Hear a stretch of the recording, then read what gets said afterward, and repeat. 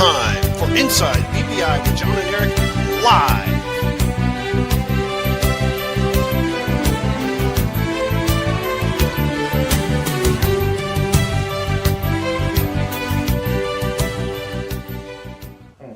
That's right. All right. Well, welcome to a very special edition of Inside BBI with John and Eric. I'm John McDevitt, and with me, as always, senior editor of Big Blue Interactive, Mr. Eric Kennedy.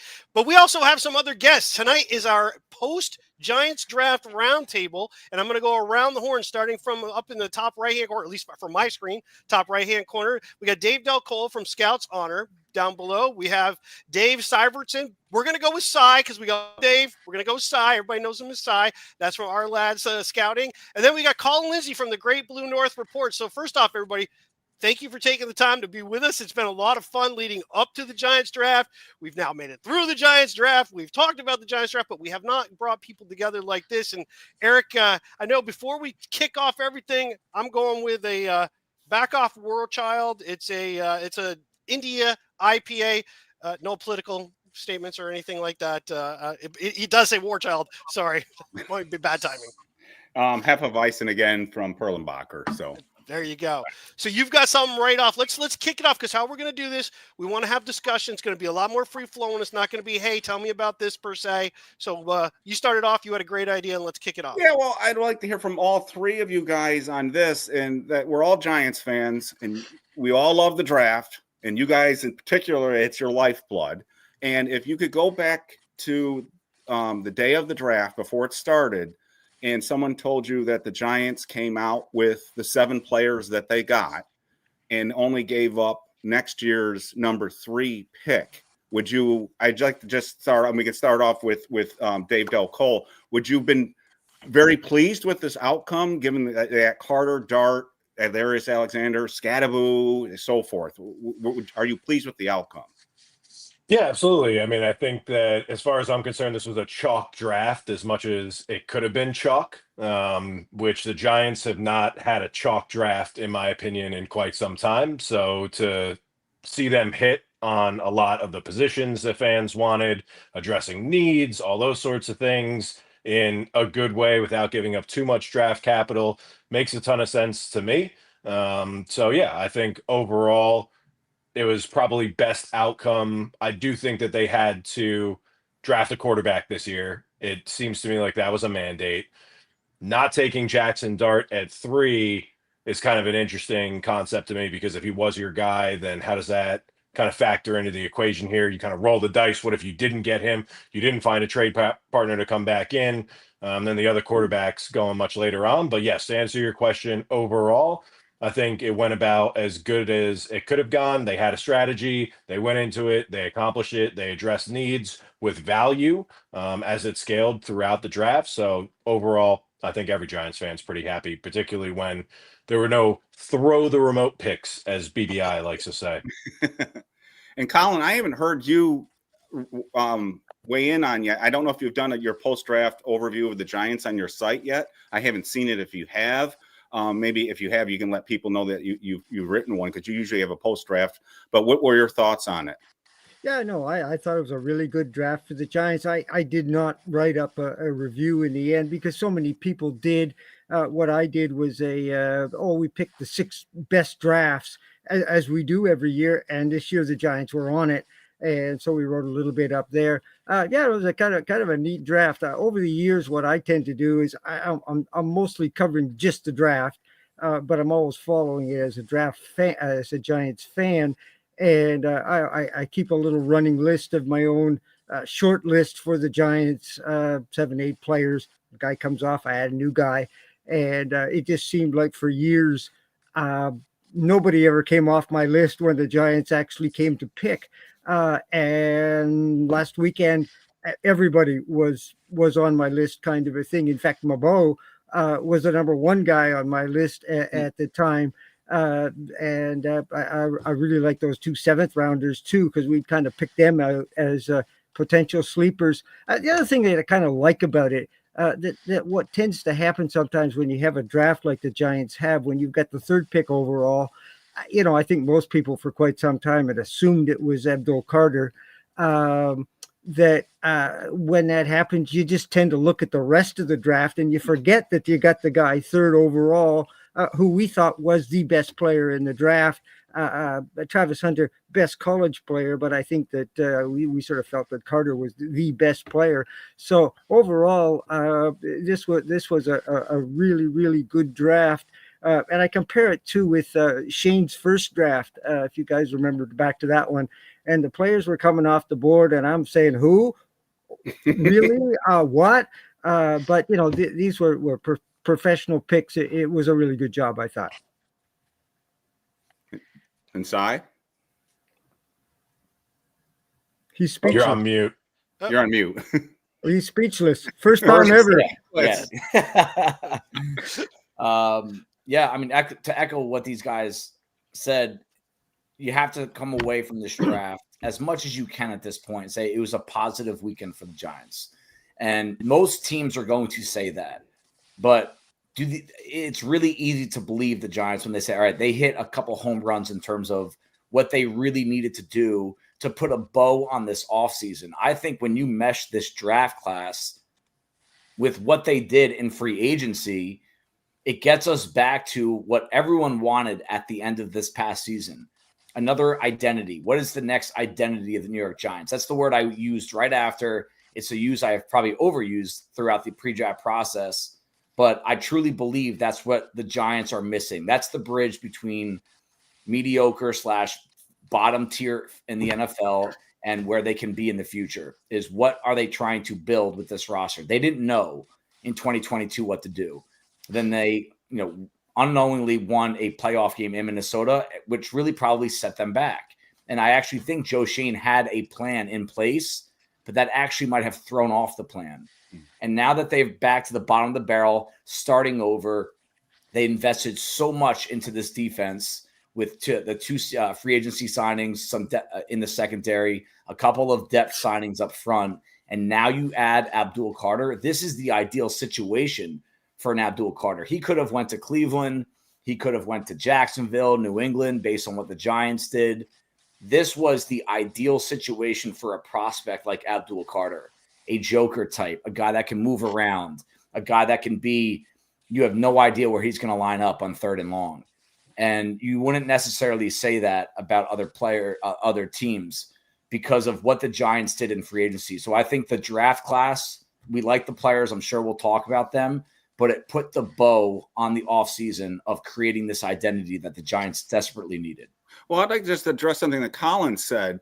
Isn't it strange that Abdul Carter seems to be almost an afterthought, but with a lot of fans and media types now? They mention him, but he's arguably the best player in the draft, and he's not the guy we're talking about. I just find that a little odd.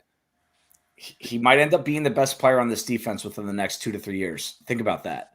And there's some good players on this defense. They have an all-pro in Dexter Lawrence. They have one of the highest paid edge defenders in Brian Burns. Abdul Carter might be the focal point of this defense within 2 to 3 years. And like you just said, it's not even the focal point of the draft class overall. That's when you know you did something right. I think, Dave, I'm going to real quick with you. You mentioned, I believe, you were the one who said it was a chalk draft overall. Is some of that, though, in reality, because the players from, say, 15 to 40, and some people said all the way out to 60, 65, there wasn't a huge difference in a lot of those players. So it became, for a lot of teams, it's just what fits that particular, but nobody was really a reach. They're all kind of in that same realm. Does that make it more possible to be a chalk draft versus guys who have huge ceilings, but also very deep floors? Yeah, absolutely. I think that at that point, the way that they stack their board in the tiers, you're able to address needs a lot easier by comparison to other years because there are so many people in that same sort of a tier level. So it did make it easy for them to kind of flow with it, particularly earlier on. But they also got lucky. The fact that, Jacksonville took the kid out of Virginia Tech, Tootin, instead of Scadaboo, one pick before. I think we were all sweating right there because we knew that Jacksonville needed a running back, and then Scadaboo just falls in their lap. And then they've said oh, well, we were debating between Scatabo and Bo, and we ended up, and then they luck out and get Bo in the fifth. So, yeah, I think that it was a combination of tactfulness and luck, but it was a pretty meaty draft in the middle rounds, which pains me that we gave up a pick because you could have had somebody else. And I think it'll be a similar conversation next year, where that third round pick that we're not going to have next year, there's going to be some really quality talent right there that, would Jackson Dart have fallen? Did the Rams trade out because they wanted Jackson Dart? Like, it's all speculation. You don't know how all that played out. But I think that they got lucky. But to answer your question, yes, it's easier to have a chalk draft when you have a lot of holes and there is a lot of solid talent at a variety of positions. Well, I'd also like to bring in something that you said, Dave, and get the reaction from Colin and Cy on this. It is a little bit interesting. It would have been real tough to pass on Carter, and they did the right thing. But it is a little interesting, the point that you made, that they got their franchise quarterback by passing on him originally at 3. And obviously it worked out for them. But what would they have done had Dart not been there? Would they have gone on to Shador or Shook or some other quarterback? So I guess what I'd like to get the reaction from everyone on this is the philosophy the Giants took. Was it a educated gamble that they took, and do you applaud the move? I mean, I guess the signs were there that maybe we should have been all connecting the Giants with Dart more than Shador in the first place. Maybe I'm saying that in hindsight, but it seems like we weren't paying enough attention to Dart in this process. And Colin, if you'd like I'll let Cy take that one to start. Okay. Anyway. Yeah, I mean, one thing I have felt this way about the Giants front office for a few years now. They're more modern in terms of how they, even to the basics of how they built their draft room, right? Mm-hmm. I mean, I'm never going to forget the image of during the COVID draft of David Gettleman sitting alone with the big binder, right? And hey, I'm an old school guy. I do things like I did 10 years ago, and I'm embarrassed to admit it, but it's what I know. But part of modern thinking to me is being truly aware of what's going on in the league. And I feel, just looking at the Giants front office right now, between Brandon Brown, especially from the Eagles organization, of how plugged in these guys are around the league. And I do feel, and I can actually, I've said this before the draft as well, if you truly feel there's a quarterback that you want to invest as your first round pick, build your offense, build your team around, I don't care where you are in the draft, you take them, because it's such an important position. And I think everyone is trending in that direction now. You take the quarterback if you believe in him. You don't take the risk unless you know what the Saints are going to do at 9, unless you know what teams are trying to trade up for. And I'm not adverse to taking risk. That was a risk by the Giants. Mm-hmm. A bigger risk, which I might have leaned towards, is let's wait till the second round. That would have been a ballsy move by the front office. Like, hey, no one's trying to trade up for Jackson Dart. We're going to get him exactly. I was most afraid of Cleveland. I knew they wanted to get a quarterback in this draft. They took 2. They traded up for 2 in Dylan Gabriel and Shedeur Sanders. I was worried about them at the top of the second round. Maybe the Giants were too. Maybe that's why they traded up. But if they read the draft perfectly and knew that he was going to fall into the 20s, and they had some pre-draft conversations, that's called reading the room. That's no longer playing checkers while everyone else is playing chess. You're now in the chess club. That's where I feel like the Giants front office is now. Yeah, no, I agree. I think that I don't think that there's ever any discussion to have any of the quarterbacks at 3 really, or at least once the process went along. And it's hard to know whether, as Eric was saying, would they have taken one of the other quarterbacks if Dart was gone? Certainly in passing at 3, you would say they're probably saying, we're going to get one of those guys later on. They had to be thinking that, would Pittsburgh take Dart at 21, for example? Maybe they really started to get interested at that point in time. It's really hard to know. I'm guessing they probably would have taken a quarterback at 34, maybe Schuff. interesting to know. I'd love to get some background information at some point in time to find out what the deal was with Sanders. My guess is that they had kind of written him off. If you read some of the stuff that went on with Dayball's meeting with him and things of that nature. But you do have he had Schuff there, who went just a few picks after the Giants chose. And I agree with Dave that, or Cy, I got to keep you guys strict here, that in the National Football League, you like a quarterback, you kind of throw the value board out, your big board out. You go for your quarterback far more than you would do for another position. The other thing I was just going to mention in passing, I've just been looking at next year's draft. I don't know that you can call Dart at this point in time your quarterback of the future. I mean, he's still a second round type prospect. But I was looking at next year's quarterbacks, and not very few of them are actual graduating seniors kind of a thing. My suspicion is you're going to have a lot of those quarterbacks staying in school next year. That the big draft year for quarterbacks is probably going to be 2027. So you've got a couple of years to work with Dart, see what he can do, and maybe come back in 2 years' time if things still aren't going right. That year there could be a real bunch of really good quarterbacks.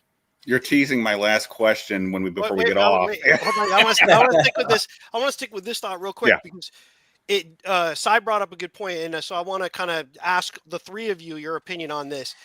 The process that Giants did, and I pointed out a couple times, Eric and I talked about this, and I said one of the things you could say about Shane is he read the room really well last year about what was going to happen in the first round.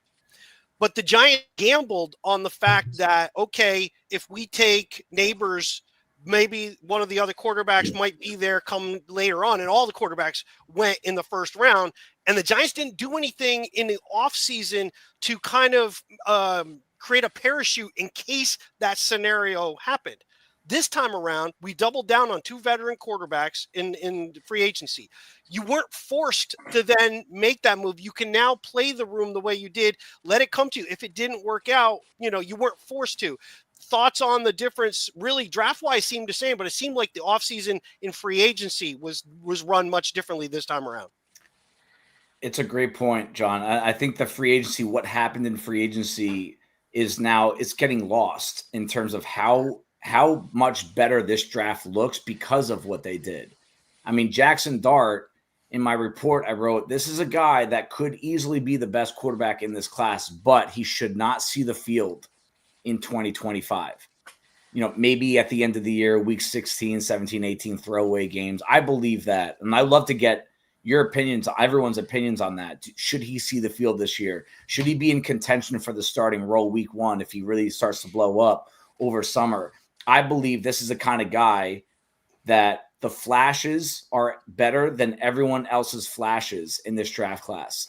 But his bottom rung, his lowlights, if you want to call them that, are maddening, frustrating. I don't know what I'm seeing. I'm throwing the ball deep into triple coverage on first down with a lead on the road at LSU. Like, what are you doing there? 41 game starter. Are you not understanding what the game situation is or reading the defense well, coming from an offense that has never put a quality quarterback into the NFL?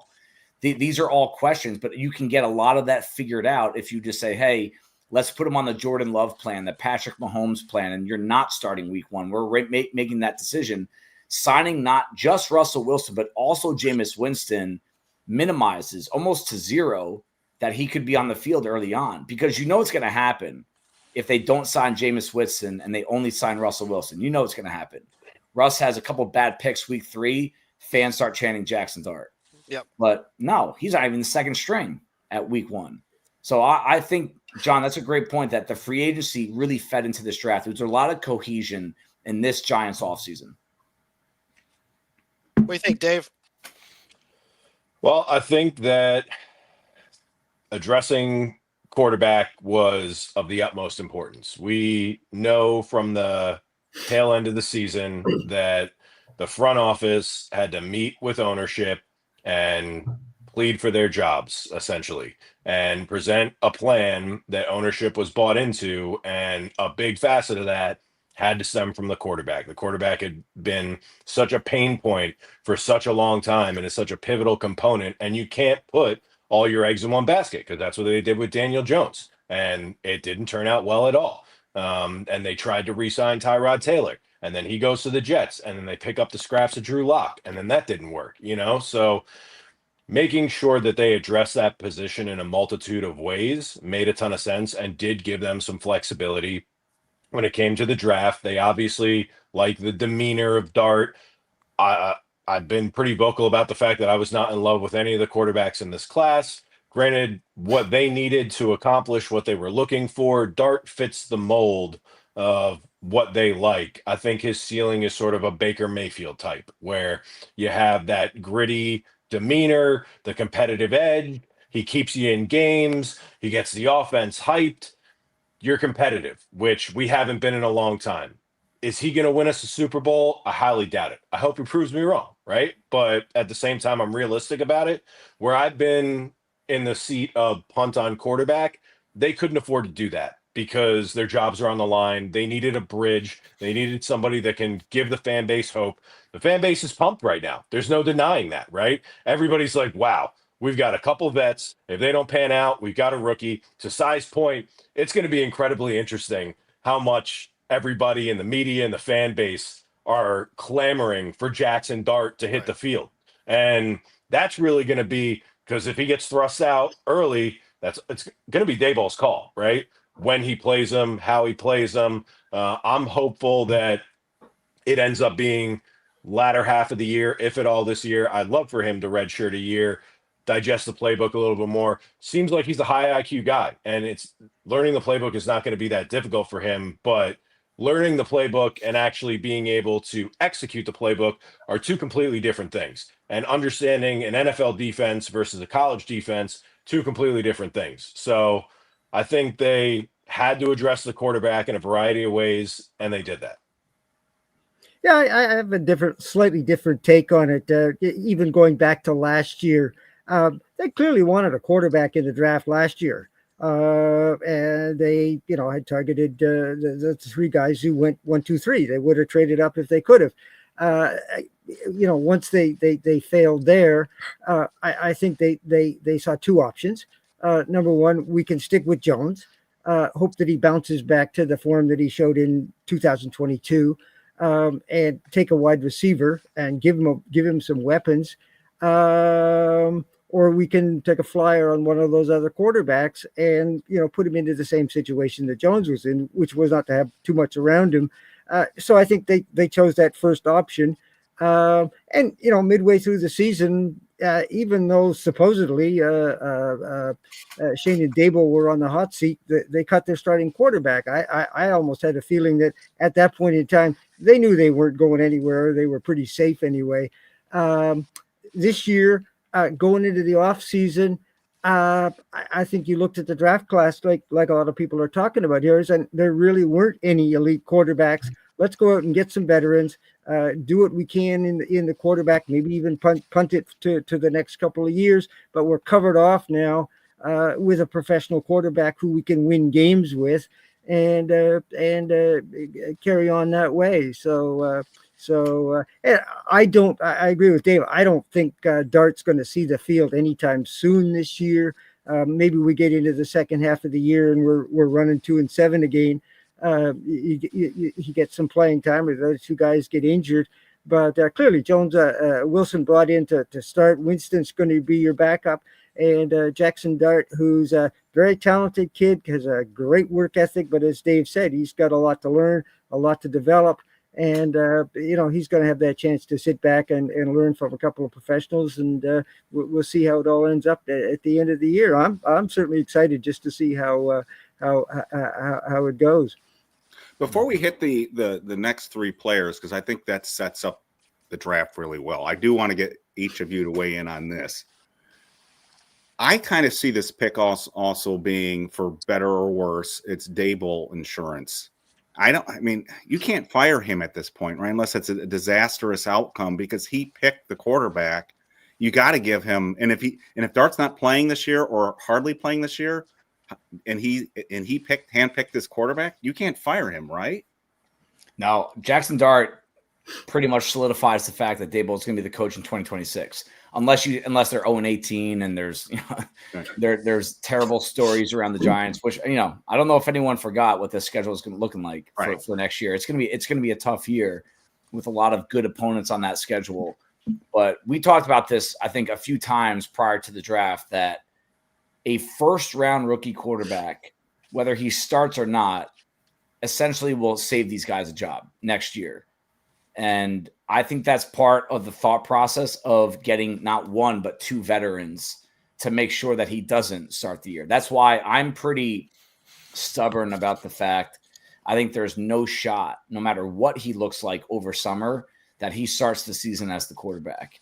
And I prefer that to be the option that they go. I think, in my opinion, if you did that, if you made that mistake and did that, if he looks poor, you're kind of screwed. Yes. You can't you once you put him in, it's not like, well, we'll just go to Russell Wilson, we'll just go to Jameis Winston. You basically have now said your future is bleak. Yep. So it's got to be the other way around. And I think the Mahomes scenario makes the most sense for the Giants. Of you sit, and if we have a week 17 game that we can throw you in that doesn't mean anything, no pressure, we know that makes the most sense. But injuries could derail that. But I think they solidified their situation with getting the two veterans, let them battle it out, take all the pressure off your rookie. To Eric's question, I want to ask you guys, do you all agree, though? Is Daboll the guy for basically 2 years, minus things just completely going, like there's a lot of like infighting, coaching issues, which has been a theme in the past. As long as we avoid that, do you see that he's here for at least 2 years?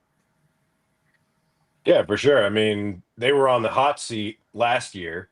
They pitched to save their jobs. They saved their jobs. Everybody still was going into the offseason and the draft like these guys are still on a short leash for a year. The draft happens. They knock it out of the park. There's hope and optimism again throughout the fan base and the organization. Thus, everybody's changed their tune. That's one of the biggest shocks coming out of draft weekend for me, is how quick everybody did a 180 on the front office and the coaching staff, because everybody's like, this isn't going to work. They're gone. You're going to draft a quarterback this year, and then some new coach is going to have to inherit him next year, and that's a disaster. The draft plays out. Everybody's excited about it, and now it's, oh, yeah, of course. No, Shane, Daboll, yeah, we're keeping them. What are you talking about? No, we never had a doubt. So I think they're here for the foreseeable future for sure. So we went from Bozo to David Copperfield. We've made the jump. So there we go. So yeah, your thoughts, Colin? Yeah, I think that should last about I don't know who we're opening with this year. I guess we find out next year.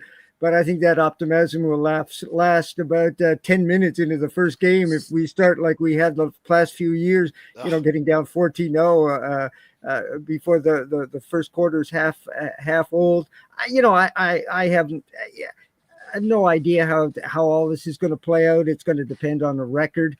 But I would think that, everything being equal, the Giants win some games this year. They were close in a lot of games last year. They've made some improvements. They're not going to go to the playoffs. Well, I shouldn't say they won't go to the playoffs, certainly not going to the Super Bowl. But, unless you end up with a 3 or a 4-win season, I would think Daboll is pretty safe at this point in time. It is a process. And, I kind of remind people, I was reminding a couple of guys I was talking to today, that in George Young's 5th season, the Giants were 3-12-1, and the whole thing looked like it was falling apart. So we're kind of in that process, I think, where we're starting to build up a good core of good young impact players at a variety of positions, at some key positions. So I agree. Unless disaster strikes, I think they're pretty safe, at least for a couple more years. I'm going to throw out a theory here that I've been working with. So I think Giants fans are pleased. This is my theory. Are largely pleased by this draft because the Giants didn't do anything stupid at 3. They took the obvious player at 3. People kind of knew they had to get a quarterback, but the people that weren't crazy about trading up and getting a quarterback, like Dave and myself, what we were most afraid of was giving up picks in day 2 and day 3 that would sabotage what looked like the strength of the draft. So the Giants move up, but they were able still to come out of this draft with Darius Alexander, Cam Scattaboo, and Marcus Bowe. And I think if you told all of that us that before the draft, and they got their quarterback, and they didn't give up a number 1 or a number 2 next year, I think we would have been pretty happy. And I think that's why most people are happy, because we traded up, but we still got 3 guys that I don't think most of us would have thought we would have still gotten with the trade up. Am I off on that? You're right, Eric. I completely agree with you. Play the scenario game that if someone came to you before the draft and said, this is the list of players you're getting in this draft, just leave everything else, and you didn't give a 1, you didn't get number 2. I don't like giving the 3, but I'm not going to lose sleep over it if you look at what the Giants have done with their third-round picks in recent years. Right. Darren Waller, but it's a really good group of players. And at the end of the day, that's what you're looking for in the draft. There's no guarantees. We all get some wrong, including NFL teams. But this is a really solid group of players that the Giants also needed. They didn't reach for need. And I think that's one of the best parts about the class is that they had holes at all these spots. Defensive playmaker, let's call it.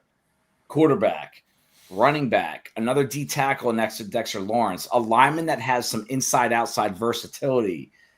That they needed all those, and at no point in the draft did you feel that they were reaching for talent, and that's a huge win for the Giants, and I think that's why I think the optimism. It is funny. I agree with Dave. All of a sudden, we've come 180 on the front office and coaching staff, but I think the answer is somewhere in the middle. Right? We didn't actually feel the way we felt after the season. We were just so frustrated again and angry at what's actually going on at MetLife.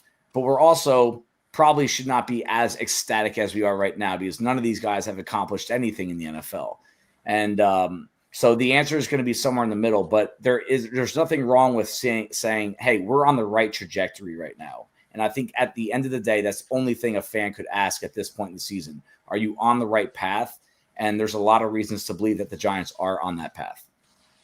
Yeah, no, I let me jump in here. In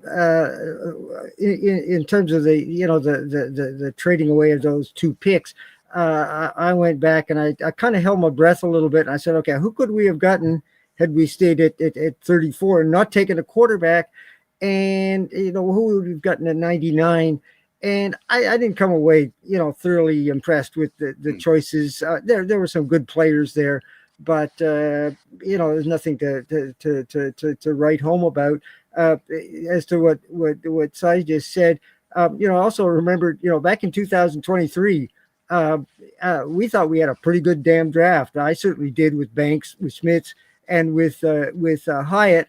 And it was, those were great picks, good value picks at the time, but, none of those guys has really worked out so far. So, we need to hold our water just a little bit. But Giants are due for some luck on the draft. We haven't had much luck at all. We get good players and they get hurt. We make good picks and they don't want to play and all that sort of stuff. So, this clearly was a good draft, and let's keep our fingers crossed. I think it was George Young actually said you go out, you get the best information you can, you make the best pick you can, and then you cross your fingers and hope your kids can play. And that's where we're at. But we certainly have kids with some potential this year, and that's what makes it kind of exciting. Being positive about it and justifying it. Giving up the comp pick in the 3rd round is kind of a wash because that was a free pick. So in the grand scheme of things, you really only gave up a 3rd rounder next year.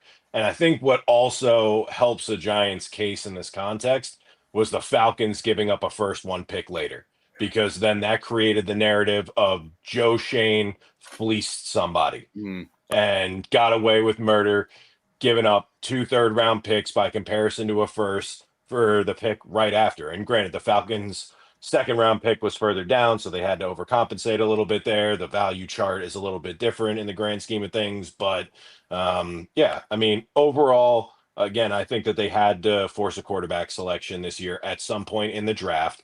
They liked Dart enough to justify it. The price wasn't crazy.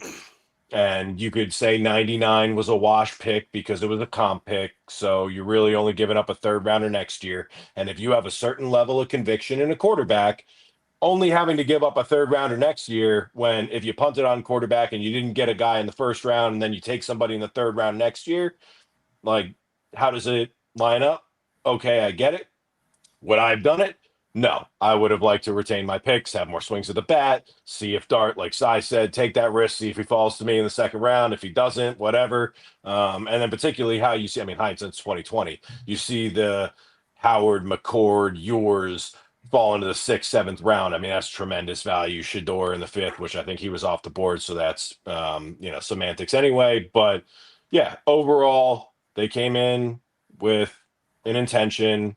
It wasn't overpaying. We have our first next year. We still have some draft capital, be able to maneuver. And we can also trade down next year because we have our guy. So if a bunch of these quarterbacks do come out next year, which I agree with Colin, I don't think all of them are going to, but if they do, and then we're in a position middle of the pack and somebody wants to trade up for like that Bo Nix level type of person because they have a level of conviction, we can trade back, gain a third next year to cover our bases there. It gives us a lot of optionality. So I'm not totally perturbed by it. I think it was good value, all things considered. The other thing, let me add a point, Eric, just before you go on to the next question. I think the issue here, and I call it the draft Nix lament. We have a lot of information. I mean, there's some great analysts out there. The two Daves here are two of the best around. But we don't have all the information. And the key here would have been, just how much did the Giants like Jackson Dart, and how much more did they like him than the other guys? And the sense in trading up, my sense would be that they really felt he was the guy they wanted to get because, Schuff was still there. Cleveland maybe moves up ahead. They take one of the two, you still get the other one. So you get the sense that they really did like Jackson Dart, and again, the odds that he works out are still aren't very good, but it makes it more of a worthwhile gamble if you really liked him and felt that he was a significantly better prospect than the other guys. Well, the other thing to think about too is we say, well, what could they have gotten if they had stayed, right? We saw though that the 30 visits are very telling for the Giants of where they may go, right? Who's to say that they didn't have Alexander rated pretty high? And when the defensive tackles ran, if Dart's not there, maybe he's higher than any of the other quarterbacks that they were looking at. Maybe we take him at 34. We don't wait. We don't let it slide and come to us. Maybe Scatterbo's 99. You know what I mean? You don't know where the Giants had those other players other than we knew they wanted Dart. Sanders may or may not have been on the table anymore. Milroe would have been my guy. We talked about this a number of times, but he may not have been the Giants guy at all. Yeah. So it's interesting to think the guys they looked at in those 30 visits, it really fell to them whether they got lucky as Bo going to 5. I mean, I've seen some draft guides that had him listed as a possible late first, early second guy because he was very versatile. The one thing that they kept bringing up was the previous major leg injury was the one thing that might shorten his career somewhat, and so that might push him down a little bit. Get him in a 5th, that's a big deal. So that woulda, coulda, shoulda game, it's easy to look at now, but I'm happy that they had a conviction on something and did it. And like you said, Dave, you said, Cy, Colin, you said they didn't give up the farm to do it. Our fear was they were going to trade, the second, the third round, the 65, and then possibly another pick next year. And it turns out we gave up 99 in the third and the following year. To me, that was worth the gamble. Agreed. So, question now for the three of you, and let's kind of do it somewhat in reverse order. We'll throw it and let Colin go around the horn. We'll have you start off. Of the Giants draft picks, let's not talk about Carter. We know that. Let's not even worry. Well, I'll delete Carter and Dart out of the equation. Anybody else? Who's the guy there that you're like, you know what? It doesn't matter what round. That guy just fits. I'm really glad the Giants got him for what they do. Who's your guy, Colin? Yeah, it's a tough one. I've got to say Scatterbo. And I say it only because I mean, he's a really, really good, was a terrific college player. He had 2,300 yards from scrimmage last year. He's not fast, but he plays fast. He's a terrific receiver. Um, we need somebody to put a Saquon behind us. And he's the kind of guy that if he can play, is going to be a fan favorite. And everybody's going to forget about who number 26 was. So I'll vote for him. I like them all. Each guy were high up on my list. I had Alexander on my short list at number 2. I had Mabo, as I say, the top-rated prospect overall. I thought he might have been in play at as early as 3. And as I say, I really like the guys they got in 7. I think they're really athletic guys who are really neat sleepers. But the guy I'm kind of excited about is Scatterbo. And I could remind people to play a little bit like old time Giants football. Although we got a track team of wide receivers out there right now. We got arguably one of the best receivers in the game in Neighbors. We got a quarterback that throws the ball down the field. I don't want to see us just run the game, run the thing, but we got some options. If we can get defenses to play back a little bit. But I really like Scatterbo. I think if he can play, he can be the guy that Ron Dane wasn't. Nice. Yeah, I it's funny. My answer would be Scatterbo too, but I will talk about Marcus Bowe because he's a close second. But Scatterbo to me, someone, I think it was on BBI, said this is like another Jeremy Shockey. And it's funny because I didn't think about that when they drafted him. I'm thinking about other running backs and trying to come up with these comparisons that everyone always asks for. And sometimes I like them, sometimes I don't. I only like to use comparisons when it really truly stands out to me. And it's funny. The comparison that I have to Cam Scatterbo is Ashton Genty. Mm-hmm. The number 1 running back in this draft by a wide margin. Their body types are almost identical. And I always like to reference the fact that I watched their tape, ironically, back to back. And I was like, these guys look awfully similar to each other in terms of contact balance, the ability to break tackles, the ability to get yards after contact, which is the number 1 trait I look for in running backs out of college. But that Jeremy Shockey energy, to me, I believe in it. I believe in raising the energy of the players around you, the coaching staff, the sideline, the fans. And he's the kind of guy, I don't want him getting 15 to 20 touches a game. I don't think his body will hold up. This is the kind of situation that is perfect for that. He's the number 3 back. You're going to see Tracy and Singletary, and then when the time is right, you put this kid on the field and see if he can create. So I love the Scatterbo pick, but in terms of Marcus Bowe, part of what I like is the fact that when I look at the offensive line on the Giants, I always look at it as 2 to 3 years down the road. And the positions that I'm most insecure about when it comes to the Giants offensive line is center and right guard. You might find the solutions this upcoming season. The jury is still out on John Michael Schmitz. I'm not overly optimistic there, but I think he does deserve another shot. Right guard, I think it's going to be a revolving door of 2 or 3 different guys, and I like that. I like Evan Neal competing with Greg Van Roten and Jake Kubis and maybe even Joshua Ezadu if they actually put him at guard finally, right? Let these guys compete it out. But Marcus Bowe is a nice hedge to both, not one, but both spots. And I do know that they are going to put him at right tackle, at least what Brian Dable said initially. 32-inch arms, 33-inch arms, whatever. He's got short arms for the outside. And it does show up on tape. Penn State tape, if you want to go watch something on YouTube, if you haven't seen it yet, go watch Purdue versus Penn State. It was pretty ugly when he played against NFL caliber edge rushers. I think he's going to end up inside. And I think his skill set is outstanding for inside. He faced off against Keanu Benton as a true freshman when Keanu Benton was at Wisconsin. He ended up being a first rounder by Pittsburgh. He won. Marcus Bowe won against Keanu Benton, a big, powerful, long dude. I think he can play inside, and I think that's where his strength will be.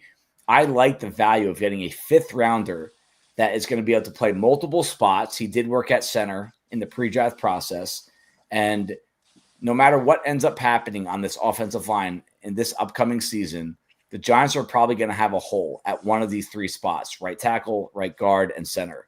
I think you already have an in-house solution. to me, that screams value. I am going to go with Darius Alexander, and I'm pumped that neither of these guys went that route. I knew you would, Dave. Okay. Yeah. You owe me a I'm beer, just like, all right? I'm like, don't say Darius. Don't say Darius. I'm a huge Darius guy. And talk about value. I mean, in a draft that was loaded at defensive tackle, to get this guy in the third round was sensational. He is the ideal fit for the need they had, intersecting with the value of the board and where they were able to get him. A lot of people, there was talk of Darius Alexander sneaking in the back half of the first round. Right. And he was pretty much a consensus second round guy. So to have him fall down to the top of the third, right into our laps, great size, great demeanor, love his tenacity, knocked it out of the park at the Senior Bowl, which most of you know I'm a huge Senior Bowl guy. And for a guy coming out of a program in Toledo, which has produced some solid NFL talent as of late, a guy who remained loyal to Toledo when the transfer portal is abundant, and he could have got NIL money, stayed loyal to the small school, performed, and then on the biggest stage at the Senior Bowl was manhandling people. I'm really thrilled that they were able to get Darius Alexander and to steal him in the third. I would have been happy with him in the second round. So to get him in the third was incredible value. I also like Bo. I also like Scattaboo. Scattaboo's going to be the fan favorite. He's going to be the top selling jersey, I assume, because we just haven't had that in so long. I hope that they don't overuse him early on, because he really put his body through a gauntlet in college. The caliber of competition he is going to go up against in the NFL is going to be harder than that which he faced in college. So I'm hoping that they do continue to lean on Tracy, Singletary, and use Scattaboo as a supplement, at least in the first year. I just really am concerned that they run him into the ground too early, too often, and the fans are going to be clamoring for it. But yeah, like these guys are saying, love all three picks, but if I had to pick one of them, Darius Alexander, because he fit a perfect need and he's going to make an instant impact. He's not going to be a rotational guy or a project developmental guy where you don't know where he fits. You know exactly where he fits. He fits right there in the 3-tech spot. He's going to be able to impact things immediately. You got Golston, you got Lawrence. Everybody's going to be so distracted by Lawrence and Burns and Tibbs and Carter.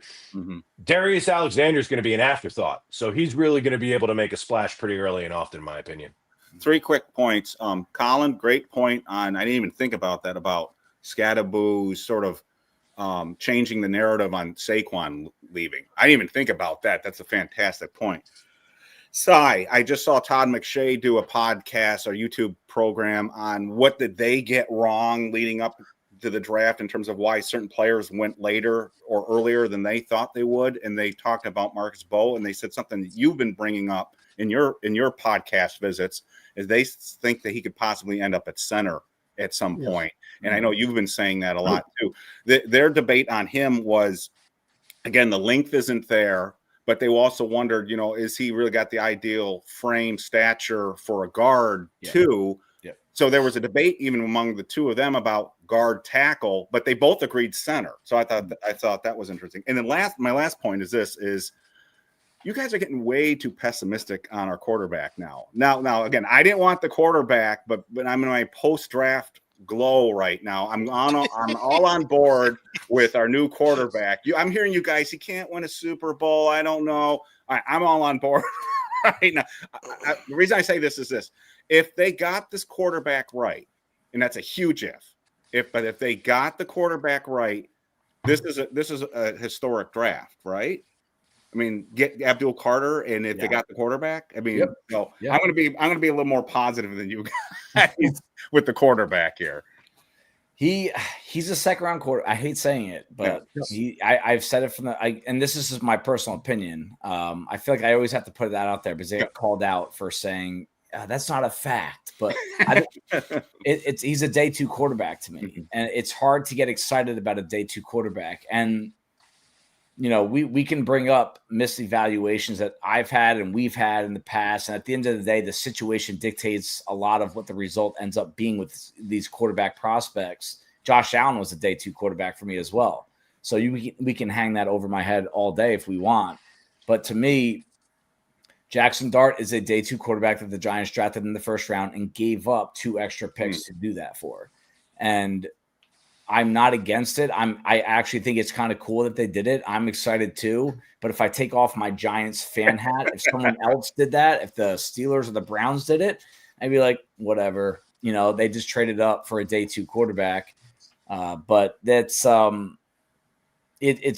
think the biggest we can watch what the Bears did this offseason, the Patriots did this offseason, right? You draft your quarterback, cool. This next year of roster building, next year's free agency, and next year's draft has to be all about supporting him. Right. Whether it's offensive lineman, another wide receiver, right. You cannot have Darius Slayton as your number 2 wide receiver. You can't. And you might need a better pass catching tight end if Theo Johnson does not ball out this year. So we can talk about Jackson Dart being the guy or not. It's going to be, what do you do around him? That's going to be the biggest deciding factor. I wonder, and I'm going to ask this for all 3 of you, since Cy, I never just, go against you, but I'm going to end this point just for Let's go. We all know in the second round, right? The top of the second round, that pick, and when you go to that next day, becomes a hot ticket item. Teams who thought somebody was falling, that straight up. The Giants, in reality, didn't give up much more than a team in the middle portion of the second would have given up to move up to the top of the second to get their guy that they didn't think would be there at 34. In that context, does it make it somewhat more realistic and less risky, especially considering you did get what everybody said, we all agree, was potentially the best player in the draft? We already got him. Mm-hmm. To risk just that tiny bit more to get your guy at the low bottom of 1 instead of trying to get, because the top of 2, Cleveland very well could have taken him, and that would have ruined the whole thing. So does that lessen the risk somewhat with that? Yeah, absolutely. I mean, in macro level, if Brian Daboll believes in him, you go for it. Brian Daboll's a quarterback guy. He's an offensive guy. If he believed in Jackson Dart, the GM, the decision maker, the guy that has to make the call, you have to concede that to him, because it wasn't an overpay. If anything, it was probably an underpay. They probably got great value in the trade market. But what I've taken heat for, and I'll continue to take heat for, we'll have to see if this works out or not. Hope I'm wrong as the Giants fan, but I would have punted on quarterback if you waited on Jackson Dart and would have used these picks to build up the rest of the roster. Because as good as this roster is right now compared to what it was last January, I still think they're very far away. When you're talking about depth, quality, options on both sides of the ball, the ability to make plays on offense, I would have been okay with not taking a quarterback early in this draft and building the rest of the roster and taking a Luther Burden, getting a Caleb Johnson in round 3, building with Joshua Farmer and Marcus Bowe. Those are the guys that I wanted in the 3rd and 4th rounds. I would have been okay with that, because I am a believer in advanced scouting. I've already started for the 2026 draft. And I do agree some of these guys won't come out next year, but I'm forecasting right now that the quarterback class next year will be better. I'm also forecasting that if the Giants don't draft a quarterback this year, or no matter even they did, they're probably going to be picking top 10 next year.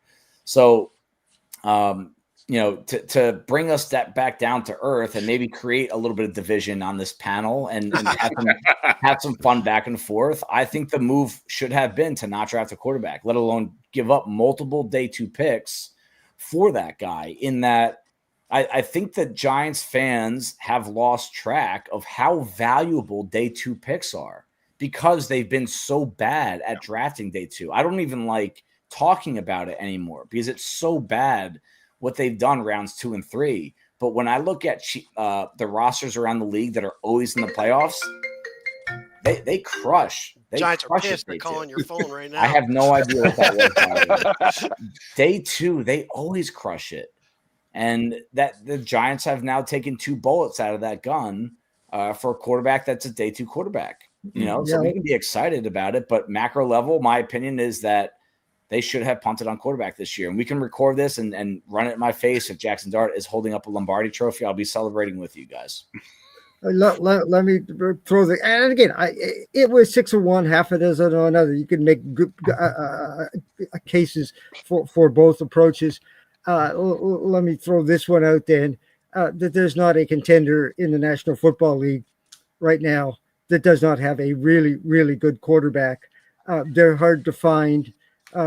Just remembering it, once we gave up on Dave Brown in the late 1970s, late 1990s, sorry, it took 7 years. It felt like the 70s. Okay. I was there and lived through the 70s.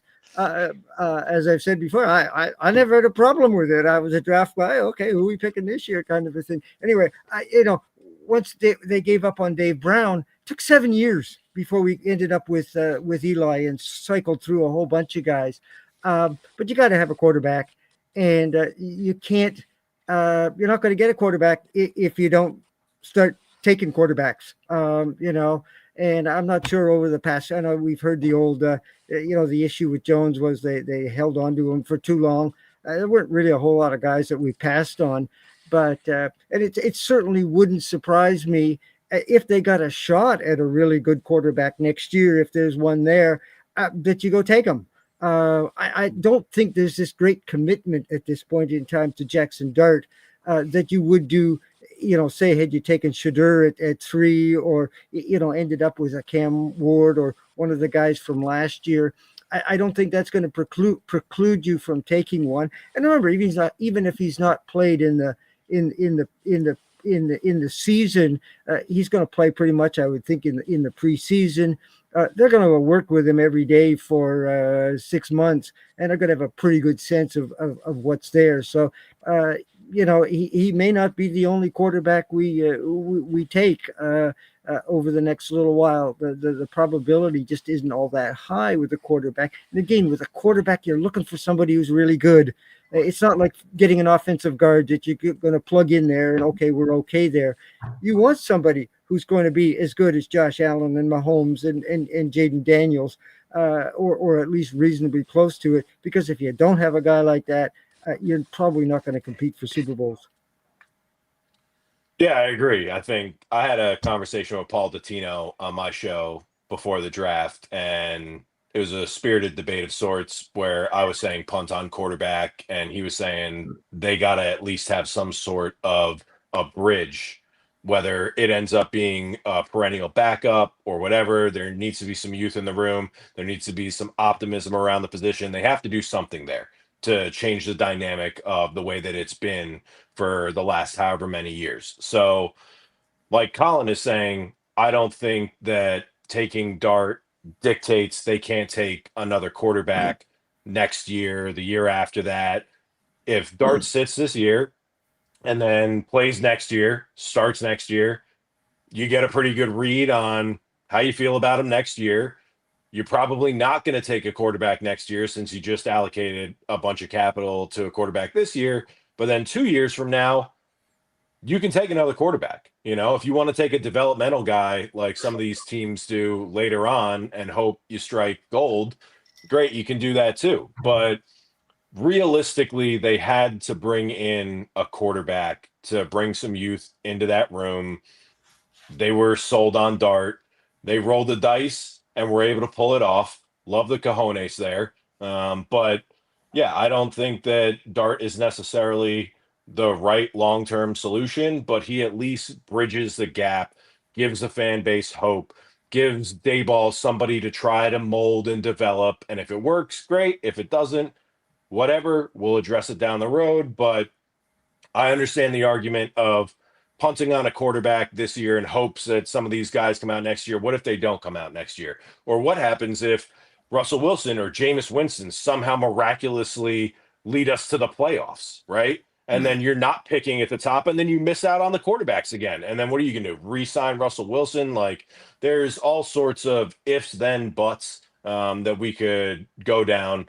If we would have drafted Joe Milton over Darius Muasau, would we even have had this problem in the first place? I'm just messing around. But, it's definitely something that I came back to reality on, drafting some sort of a quarterback this year. Would I have preferred waiting for more of a developmental guy on day 3? Sure. They felt like they needed to make more of a swing. Hopefully it works out for them, but if it doesn't, we can still address the position. And I don't think that we're worse off than we were with Dart, right? Like, he's at least going to give us more wins than we've had in the last couple of years, or so we hope, right? So if that happens and we're at least a 500 team, we're still trending in the right direction. And then if we go get our franchise Josh Allen, Patrick Mahomes in 2 to 3 years, fine. At least it was a little bit better, and we're not in this hell and purgatory that we've been in for the last decade. Two super quick things. Sorry, I just say train thought. First off, let's not knock Moose out. He was one of our interception leaders last year. It's week 1, and they didn't get another one for the rest of the year.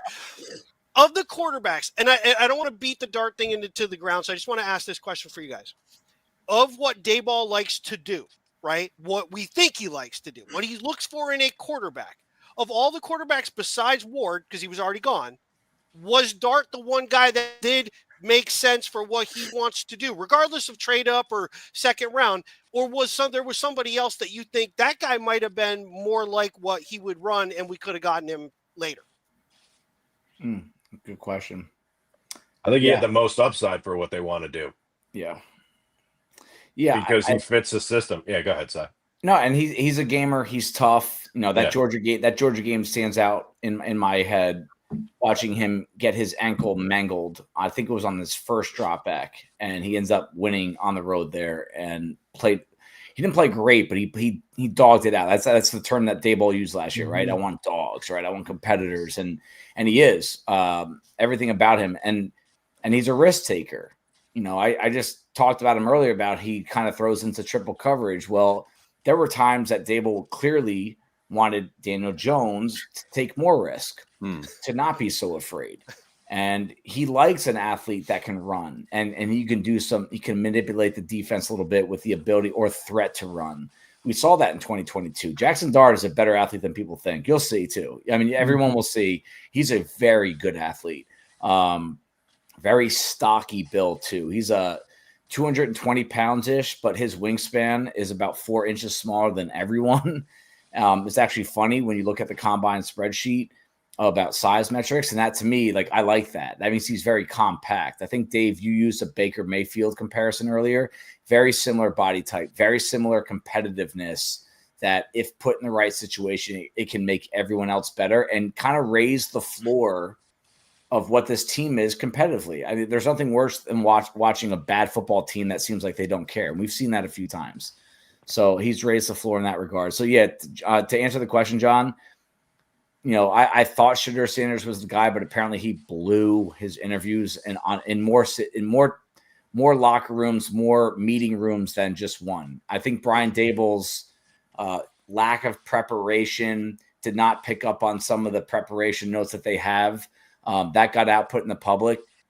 I heard that it was more than just the Giants, that there was a lot of circulation that he was very poorly interviewed across the league. And these guys talk to each other. And I think that was a key reason why he fell.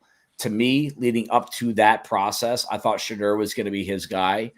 But if you fail in those meetings, you're out. And I think Jackson Dart would probably be my next pick. Yeah, no, I'd be interested to know what the Dave's thought of Shadur's pro day. Because I thought up until that point in time that the Giants were locked in on him. And I was watching that and I'm saying to myself, did this guy even, prepare for this? Did he practice for it?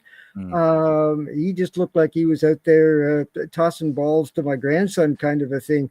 And a couple of days later, you had the incident but Tennessee, which was going to have a private workout with him.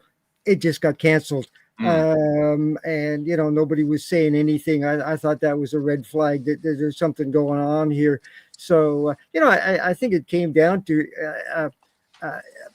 for a lot of teams, it was, did you want to have a guy who maybe wasn't even going to start for you be your biggest celebrity on your team, who seemed to be taking it all kind of like this is he seemed like an awfully entitled kid as the process went along. And is this what you wanted to have as the face of your franchise and things of that nature? And I don't think I've ever seen a guy go south quite this fast. Maybe Josh Rosen a couple of years ago, or back in 2018, same kind of thing. But again, I'd be interested to see to hear what you guys had to say about him. Yeah, Well, I mean, I was not a Shador fan at all leading up to the process. I think one of the things that not a lot of people are talking about is with Dart, you get the swagger and the confidence and the ability to handle the media without all the additional baggage. So that's a huge variable to me that I think is kind of being overlooked, because that was one of the big components everybody liked about Shador was, oh, well, he'll be able to handle the media in New York because he's got the confidence and all that. So beyond the fact that I think Dart is a really good scheme fit and is a nice piece of clay for Dayball to be able to mold and develop, and will take chances, can run, can do a lot, checks a lot of the boxes, but then also personality wise, he's the kind of guy that the Giants covet. So I think he just checked so many of the boxes that it made a ton of sense. But I was never a Shador guy. And I said last time I was on this show with you guys before the draft, it was right after, I think, the Shador Pro Day. And I was like, let's not miss the fact that Chris Mara was being reported as going down to Ole Miss to check out Jackson Dart. Yes. And like I thought that Jackson Dart made a lot more sense leading up to things. But I was never a fan of Shador, and I'm so sick of talking about Shador. Just like nonstop for weeks now. But Dave, I forgot all about that point that you raised about Mara going down to Ole Miss. That's actually a really good point. Well, I will get off of this subject because I would like to talk about the 7th round and the UDFAs real quick before we lose you guys. But I will say this: if they got Dart wrong, I don't think Dayball and Shane will survive that. I don't think they'll survive. So the big question moving forward, and we can talk about this too before we get off, is if Dart doesn't play that much this year. I've heard all you guys say quarterback's not off the table. But that seems awfully odd to me that they would draft another quarterback right away, unless, like Colin mentioned, if they saw him in practice every day, they saw him in the preseason, and they just feel like, boy, we've made a huge mistake. But if they admit to that mistake, then I think they're gone. So I think they're kind of in a bad situation with that. So we'll see how that plays out. Yeah, I think there's no shot quarterbacks on the table next year. I feel that way. Like unless he gets arrested for something, let me damn you, Cy. rephrase that ever so slightly. I don't think they necessarily go into the draft saying we're going to take a quarterback. But if the season goes a little bit south, you're picking 4th overall, and you got a shot at Arch Manning or somebody like that. You're not going to pass on it. Or if a lot of these guys do come out and you get a shot at somebody who you think is really, really good. New England did that, when they had what's his name there, number 12, all those years. They would take quarterbacks. If the guy turned out to be a good player, you trade him down the road. But no, I don't. I'd be surprised if they did it, but I don't think it's necessarily off the table. And as Dave was, as I was saying, that the odds of a second round quarterback turning out to be a really good player, not very high. But you're not going to win that hand if you don't play that hand, and ultimately you have to do it eventually, or you're not going to win at all. And something that Dave brought up earlier too. Again, you got me hooked on these damn draft simulators. I've already started on 2026. If they're picking anywhere near, say they're picking 10, and there are a number of quarterbacks in this draft, and they're happy with Dart, I think they're trading down because there's a number. Looks like, again, we have to see how many quarterbacks are going to be in the draft. But right now, it's projected there's going to be a ton of quarterbacks in this draft. Now they're all not going to come out, but say a number of them do, like you were talking about earlier. I think they could trade down in the upcoming draft and accumulate and get to what Cy's talking about: offensive linemen, wide receivers, surround Dart, with more talent. So that plays into this. I can't see them taking another quarterback next year. And I guess, again, unless it's like Archie Manning's is staring them in the face. Right. Yeah. Yeah, I don't think they're going to take a quarterback for at least 2 years. And how reluctant they were to move off of Daniel Jones, I don't think that they're going to go down that road. Are they going to take maybe a shot on a developmental day 2, day 3 guy? I could see that being more realistic, unless Dart completely shits the bed. But yeah, to your point, Eric, I think we are going to need a lot more picks, particularly in the trenches the next couple of years, because they were able to kind of skate away from it this year because they've signed so many vet free agents to fill those roster spots. And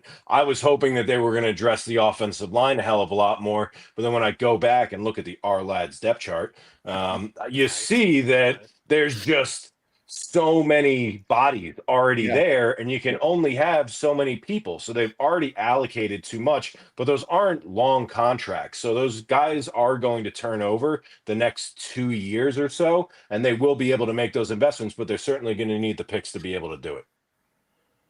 And it was tough for me when I looked at who was on the board on the offensive line when the Giants were picking to go offensive line. So when they picked Darius Alexander and I compared him with the offensive line that were available, I was like Darius Alexander.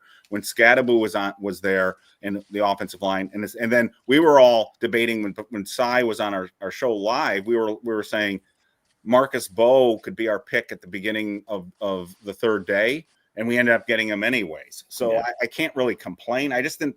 There weren't a lot of tackles in this draft, and they seemed to go early to me. It was a thin offensive line draft.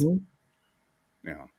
One of us, once again, nailed it on a radio show that morning that the Giants would go. And I said, they're going to go running back in the 4th round. They'll go offensive line. And I said, probably Scadaboo, although I also wanted the running back out of Miami. And then I said, Bowe in the 5th round. I said, watch those two guys, and nailed it. I was like, yeah. So should have put money on that. I should have, man. I should have. It worked out. So one of the questions that folks have been asking, I know if you want to touch on the bottom of the draft, the 7th round, but also the undrafted guys, who stands out to you? Let's go with the 7th round guys, the tight end, the corner, and then the undrafted free agents. Kind of your thoughts on those guys. Anybody that stands out? And I also had one question. I want to make sure I share this. It came off the Spotify link to the video. They want to know your thoughts on the center from Ole Miss that we brought on. Any chance that this guy has some development? I don't think he's been signed. I think he's a tryout. He's a tryout player? Okay. I think he's a tryout. Okay. Yeah, I mean, I could start off with the 7th rounders. Fedoni, again, a really fun prospect. This is a shot in the dark. The reason he fell all the way to the 7th round was largely because he tore the same ACL twice. And that is a cross you off the board type for a lot of teams. And I bet a lot of teams did cross him off. And if you took that out of the stratosphere, if you watched his tape from this past season, and you didn't know anything about the knee, you're probably looking at a day 2 pick. So at this point of the draft, for me, 100% worth taking that kind of risk, because we talked, guys, about the tight end being a subtle need on this roster, not because we don't believe in Theo Johnson, but because we don't know about Theo Johnson. And when you don't know about a position, to me, it's on the table for the NFL draft. And Fedoni brings some really unique combinations of tools and skills to the table at a position that can create a lot of dangerous things that the opposing defense has to plan for.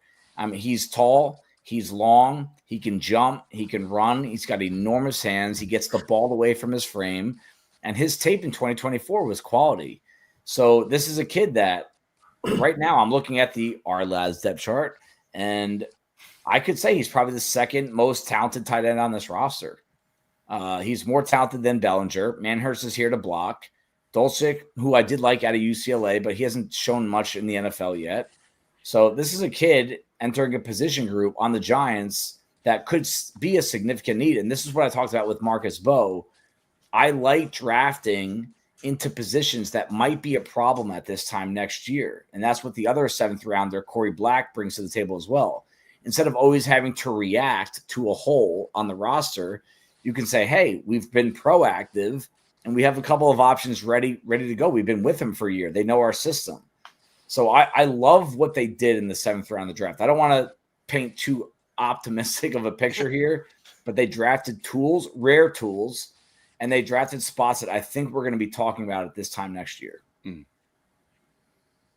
I would say exactly what Cy said. I really liked Black in particular. I hadn't seen much of him myself, but I was hearing from the people that I talked to that keep an eye on this kid. And I know even in the 7th round, I had been for some rounds hoping that the Giants would take a cornerback at some point in time. And I wasn't thinking about this kid until I kind of went through my list at the very end after Fedone came off the board and said, oh, yeah, I remember that kid. I don't think he's going to be the guy. And, of course, he was the guy, has nice length, terrific speed, got better each year at an Oklahoma school. I think he played at them both. And he's got good ball skills, and he's got the potential to come in and give you a little bit of depth at that position, and maybe develop and fill in as I said next year. But I was happy with those kids because they're both they both have some real physical skills and some talent. Well, I'll be the bearer of bad news here. I am not thrilled with either of the 7th round picks. I understand the justification for both of them. And I was one of the more prominent people hyping up the need for a tight end going into this draft. And I've talked to all of you about how we need to address tight end, and Theo Johnson, you're putting him in a real precarious situation with all the lofty expectations around him. Fedone, like that he's Italian, like the skill set, you know what I mean? But like 2 ACLs, what are we going to get? A couple of years out of this kid? Like, I hope that he's able to stay healthy, but I don't know. That's just too much of a risky swing from a longevity standpoint in my eyes.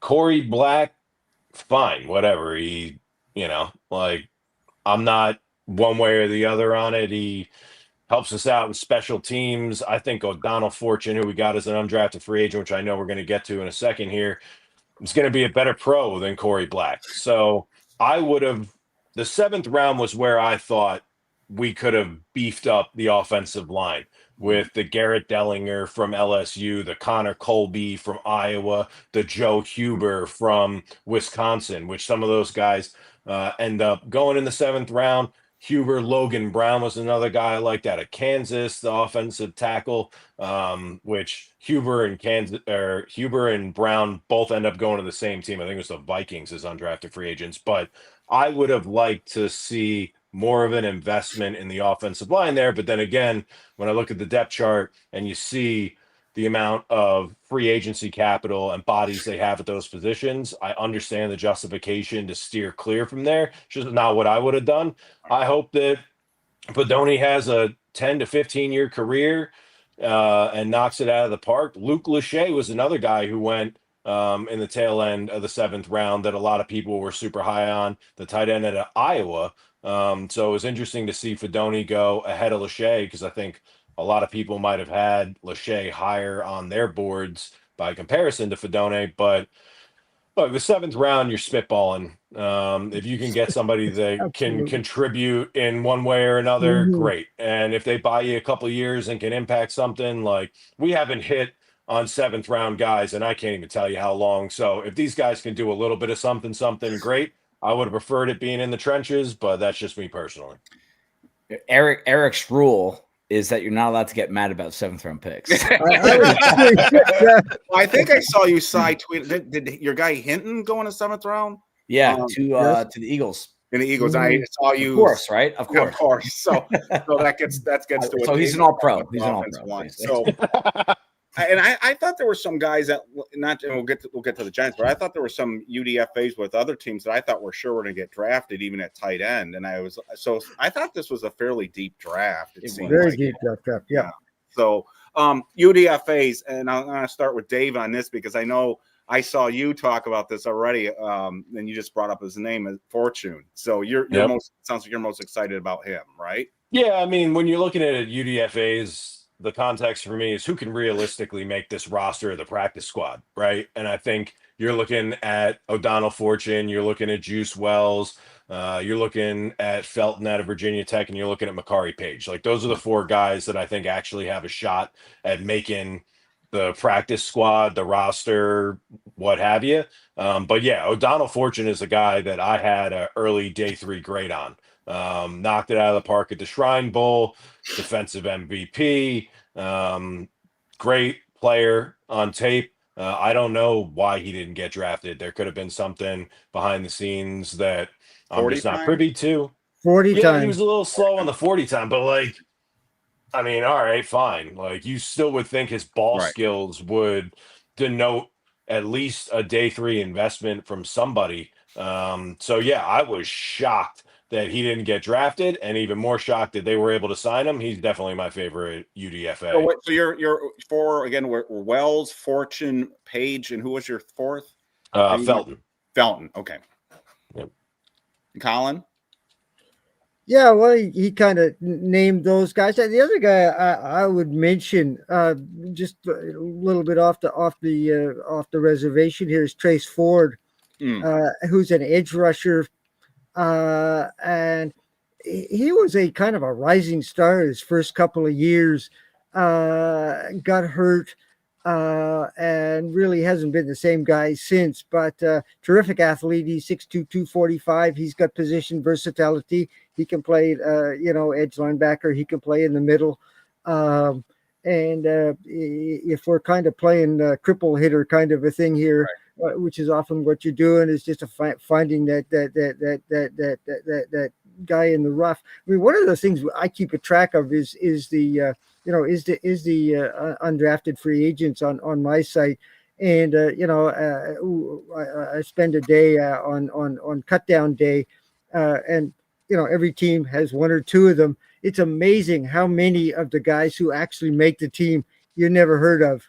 Right. The thing is that all these name guys, if they were really going to make a team, they would have been drafted. So I'll just throw the name of Trace Ford out. I don't expect him to make the team, but if he came in healthy, could help you on special teams and stuff like that, would be an interesting pick. I think the Giants have done pretty well with their UDFA crowd. They also got Bo Collins, another wide receiver. We got no wide receivers in the draft. You got 3 guys there who at least can give you some little bit of depth. Got a number of guys also. I think Fortune is a really good special teamer too. I think Dave mentioned that. They got some guys who contribute in that area, but it is kind of a hit and miss kind of a thing when you get this deep into the draft.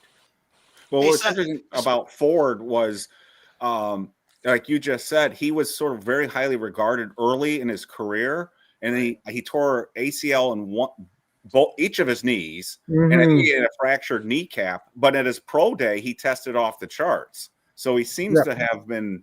And again, I think Fedoni tested pretty well too. So that doesn't mean they're over all their injury concerns, but both those guys, and I think Fedoni's played 2 full seasons since the ACLs too. So I don't know if that factors into your discussions too. But so I heard you on with Patty, and you were really talking up Wells, and there's probably other guys but I think you mentioned in Patty's show that when Wells was at his first year at South Carolina, you had him really highly regarded. Yeah. Yes. Yeah. And Wells was the guy I was going to talk about once it circled around over here, and college teammate of Jackson Dart, which is just kind of cool to me. But he started off at James Madison, and he put 2 years together there that were like, okay, this guy does not belong at this level. So that's where he put himself on the radar there. He goes to South Carolina and puts together a season in 2022, 69 catches, 941 yards, 6 touchdowns, highlight reel catches, yard after catch ability, contested, lining up inside and outside, which we know Dable loves. And then he gets hurt really early on after a touchdown, all yard after catch, by the way, on a screen pass against Georgia. And he gets hurt. He hurts his foot. He's pretty much out the entire year. transfers again to Ole Miss. And to me, Ole Miss offense is similar to the Tennessee offense. It's really hard to project NFL talent at wide receiver to the next level. Meaning a lot of these guys, they don't line up left and right. It's usually one side of the ball. There's plays they don't even run routes, because they get the ball out so quick. They just kind of stand there. And to me, his effort is what bothered me the most in 2024. I wrote this in his report. It seemed like he was jogging through routes. It seemed like he wasn't being a dog after the catch, which we already saw him do it at JMU. We saw him do it at South Carolina. After that 2022 season, I make a preseason top 32. Hey, guys, here's 32 guys to keep an eye on this season. This past year, I mean, it's kind of pointless. Like right now, I'm already being asked, who's the number one quarterback next year? I don't know, guys. Like let's let the season play out. But I know it's more like, hey, let's talk about it. Let's watch football. Antwain Wells was one of the top 32 players on my board entering the 2023 season. That's how highly I thought of him back then. I thought he was going to be a sub 4.5 guy with size. He's thick. He's physical. He could do it after the catch. He could do it before the catch. But he did not deliver in 2024. But that Ole Miss wide receiver room was crowded. I mean, Trey Harris, Jordan Watkins, tight end, slipping my Fairweather. They spread the ball out so much, and it's just a weird offense to scheme and to watch when you're projecting talent to the NFL. I think Antwain Wells can absolutely make this roster. I think I might take him over a couple of guys that are already here. Hey, so I want to steal you away from the Giants for just a second. One of our buddies, Jason Brandt from So Bad It's Good, is in the chat right now. He's a Steelers guy.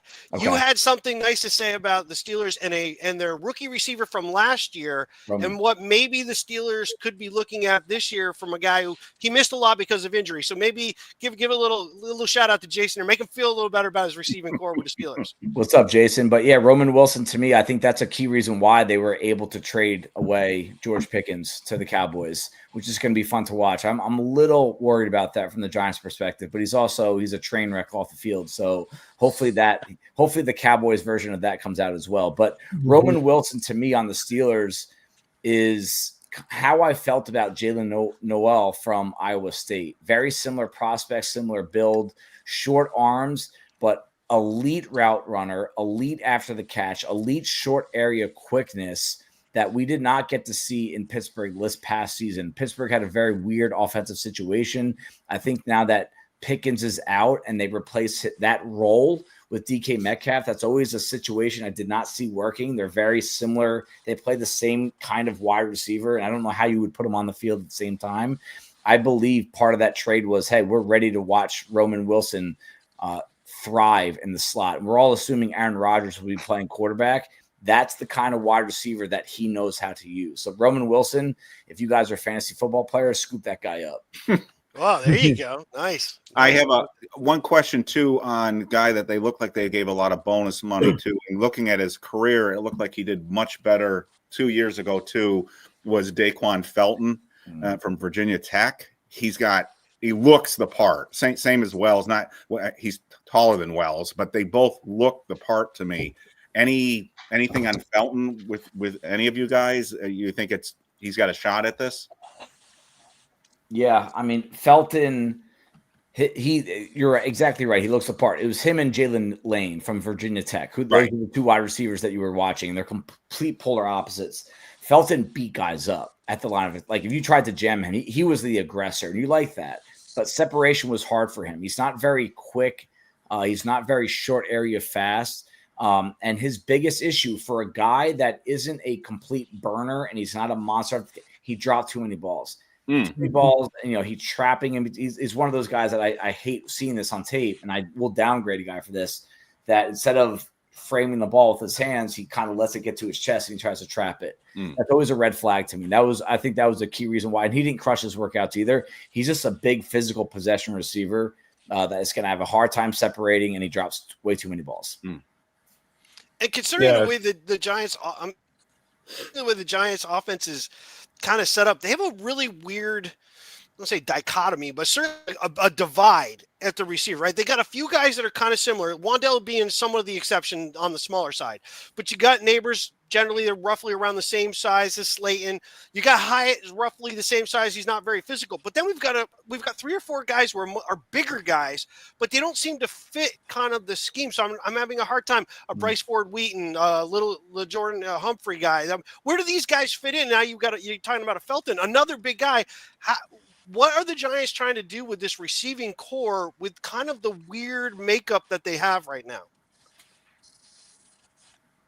I mean, they're giving themselves a lot of options, and they're looking for competitive demeanor, right? So what better way to suss that out than bring in a ton of bodies to create more competition? I look at Felton as, potentially taking the Bryce Ford Wheaton roster spot.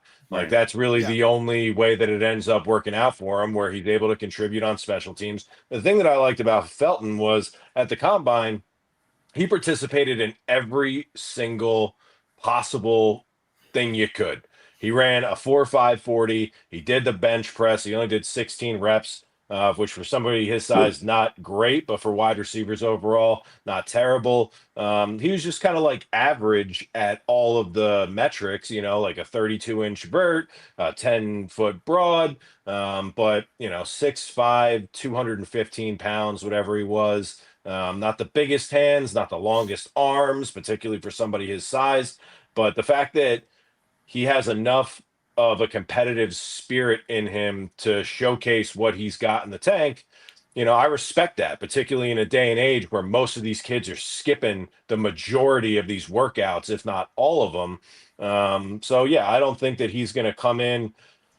Could he be a jump ball specialist? What they hoped Ramses Barden was several years ago, Call back. Sure.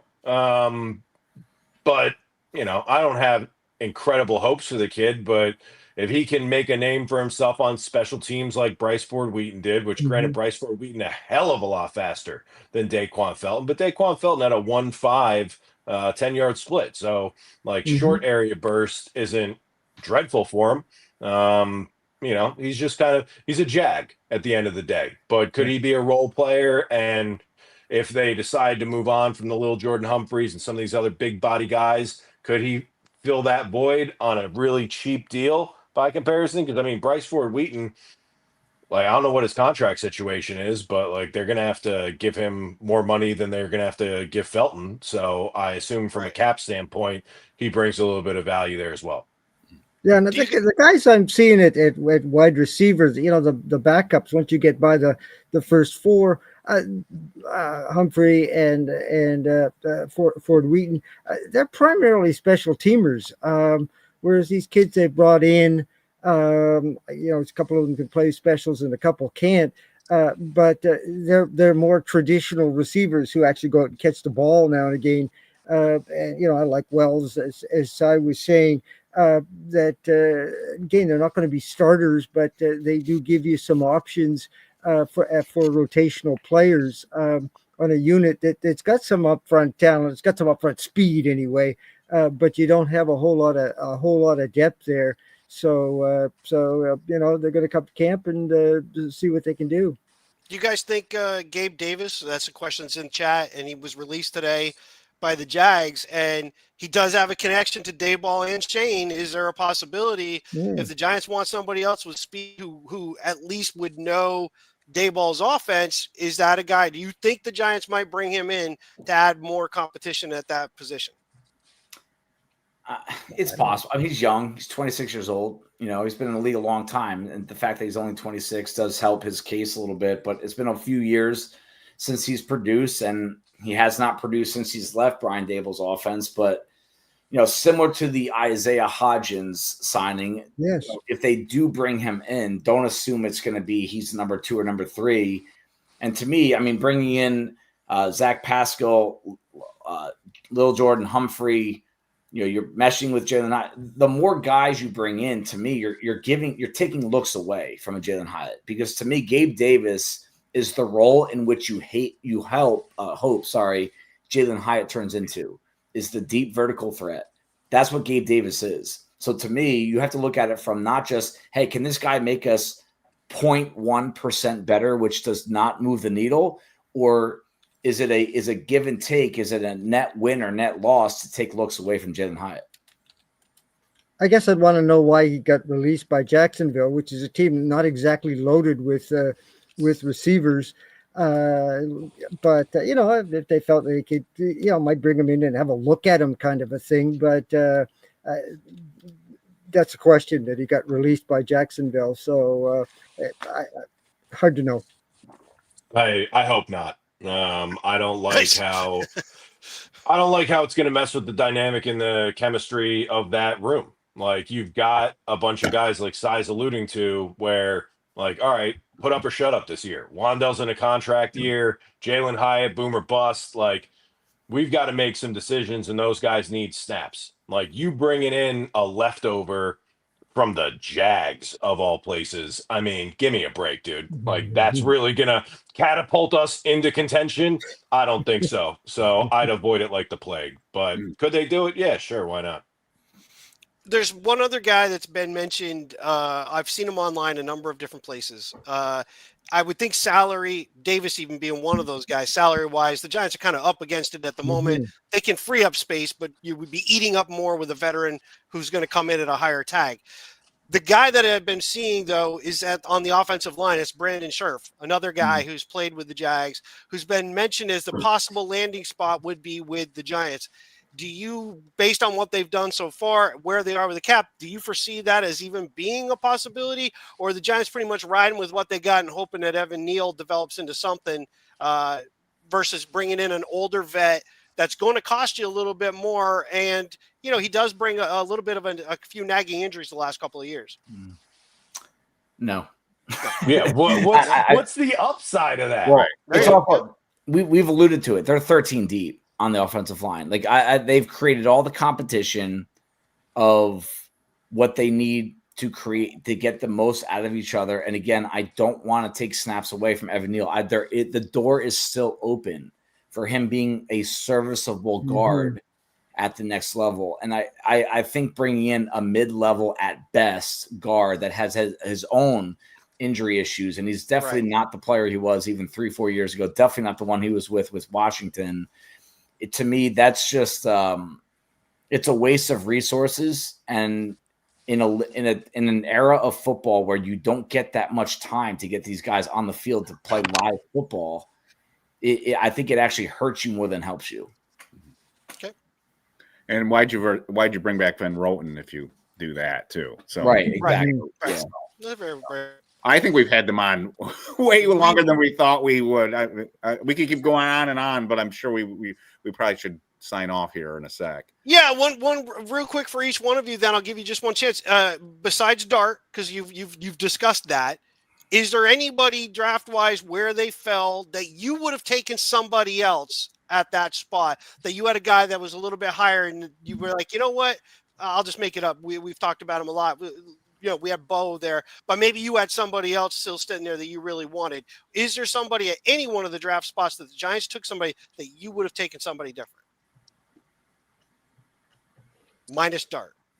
I mean, for me, it was really more so the 7th round. Like, okay. I think that you're going to be hard pressed to make an argument that there was somebody that fit value and need as well as Darius Alexander, Cam Scattaboo, and Marcus Bowe. So, like, could I say I liked Miles Frazier, like the guard out of LSU, equally as Bowe, but like, sure, maybe. But I think that Frazier is more of a guard. Like, there isn't the position versatility. They need the position versatility. And Bo brings a different demeanor.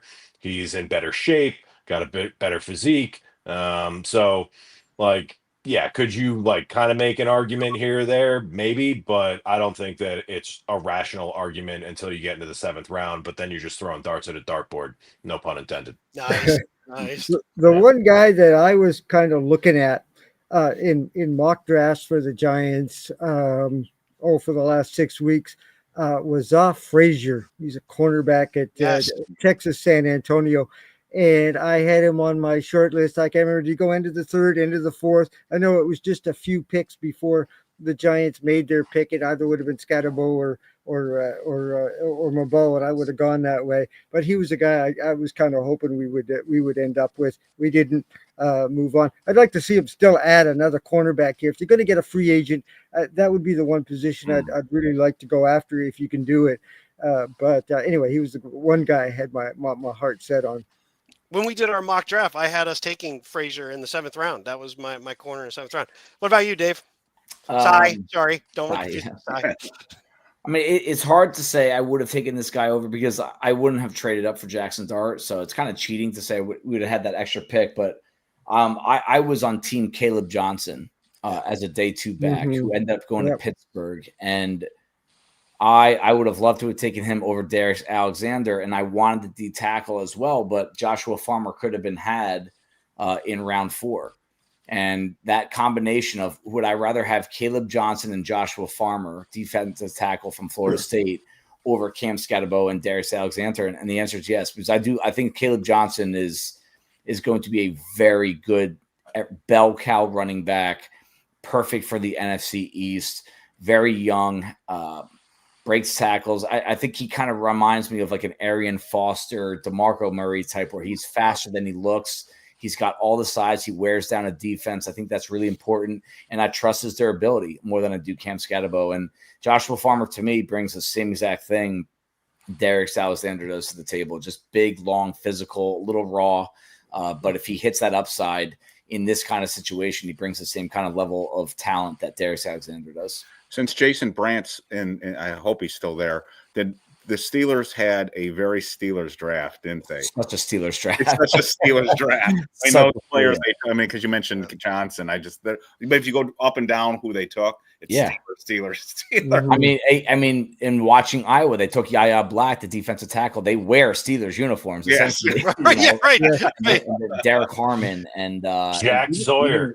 Sawyer, Will Howard, even Will Howard. It's like it's just I don't believe in him as a quarterback in terms of being a starter, but that was a very Steelers draft. Yes. There was a question earlier, and then I'll finish with that one for you guys. Was there one player in the draft not related to the Giants that dropped that you didn't think would drop as far as they did? And the question was really around Martinez. It was around Martinez, the running back out of Miami, dropping a lot further than a lot of people. Was there anybody you thought, geez, that guy dropped, and I was not expecting him to drop there? Yeah, why did Martinez fall? So that's what I don't. Because he's a jack all trades, but doesn't do anything exceptionally well. And a lot of running backs in this draft class do something like Caleb Johnson is a bruiser, a bowling ball. You know what I mean? Like you're either getting a big physical guy or you're getting a small, shifty pass catcher, what have you. Martinez kind of is in limbo between the two, and I guess that's just not as much of a prioritization for a lot of teams that use more of a committee approach. It's not to say that I don't like him, but in the modern NFL system, does he have a home? Like, if this was 10, 15 years ago, there might have been more of a priority on a style like a Damian Martinez? Sure, but like that's the only thing I can come up with, not knowing any other sorts of variables in the equation there. I mean, the thing for me in terms of like who fell was that crop of quarterbacks, the Howard, McCord, yours. Like I never in my wildest dreams would have pegged the three of them going 2 in the 6th and 1 in the 7th. Wow. That was, I don't think anybody was speculating. If anything, it was reverse. Dylan Gabriel should be in that conversation. Right. And Dylan goes in the 3rd. So it's like, one of my favorite, that was the biggest. Yeah. One of my favorite things when we were live in the draft was seeing Sai's face when I said Dylan Gabriel just got picked by the Browns. Sai's face went like, oh my God. Yep. You know who came up? I want to make sure I give him credit for this. Is Joel Klatt had the best response to that. He's obviously a Colorado guy. Him and Mel Kiper, I think, we're a little too into that. But, if the team does not view you as a first-round quarterback, right? They view you as a backup, and those guys are valuable too. But when you are viewed as a backup quarterback, more emphasis is placed on the intangibles than your tape. So when you draft a Dylan Gabriel over Shedeur Sanders, it's not necessarily his tape was better or you think he was physically a better player. It's that he's going to bring more value and less risk to the quarterback room and the practice field and the meetings and all of that. And Dylan Gabriel was widely considered one of the best, if not the best quarterback interviews in the class.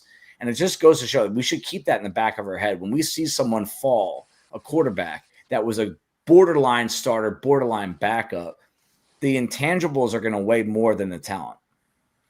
And I would think too, the other part of the equation there, and I think we talked about it already, we all kind of hit on it.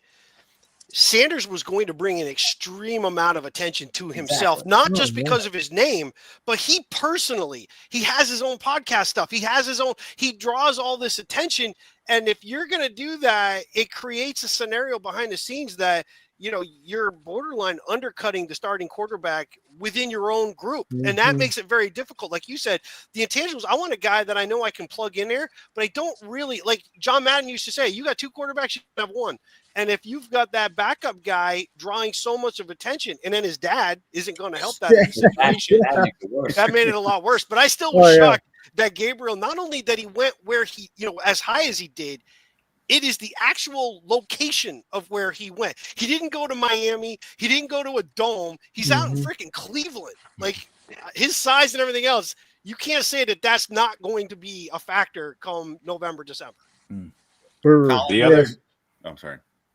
The other guy I would throw out there is Landon Jackson, the defensive end from Arkansas. He lasted into the third round, which was, again, somebody that was being widely regarded as a first or second round pick. So for him to slide all the way to the top middle, if you will, of the third round, that was sort of a shocker to me. I understand it, but a lot of the receivers kind of slipped too. Not like multiple rounds, but a round or two, one or two later than a lot of people projected, it seemed too. Yeah, my top two that were they're more like, hey, still drafted somewhat high, but I thought they'd be higher. I graded them much higher. Malachi Starks from Georgia, not a surprise to me at all that Baltimore scooped him up. Same grade. I had the same grade on him as Brian Branch, Cooper DeJean, and Kyle Hamilton. Wow, literally the same exact grade. And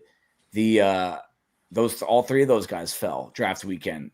Good teams scoop them up. Now they're key players on really good teams. I think Malachi Starks will feed into that. The other one was Luther Burden. Based on how you view Travis Hunter, he was my number 2 or number 3 wide receiver. Him going 39 overall to the Bears, top of the second round. I thought he's an elite playmaker that can do so many different things for an offense. And I'm actually really pumped to watch him in Ben Johnson's offense because that guy knows how to be creative. And the Bears, they didn't have a creative weapon at wide receiver, running back, tight end like they did have in Detroit. And I think he's going to be a feature player there. Sure. Well, I think, Erica, we've taken up a ton of time tonight. Oh, yes. We've had these guys on for a while. Everybody knows where they can find you guys. And feel free to throw anything you want to highlight of your own stuff right now. I'll make sure I tag everything, but let you go around the horn. Anything you want to share with folks, where they can find you, anything you got coming up, feel free to do it, and then we'll close her up. I'm a seasonal show, so I'm going back into my hole until next year. See you guys when I come out of hibernation. But yeah, it's been fun chatting with you guys. I appreciate you having me on this show a couple times this year. It's been fun chatting with you.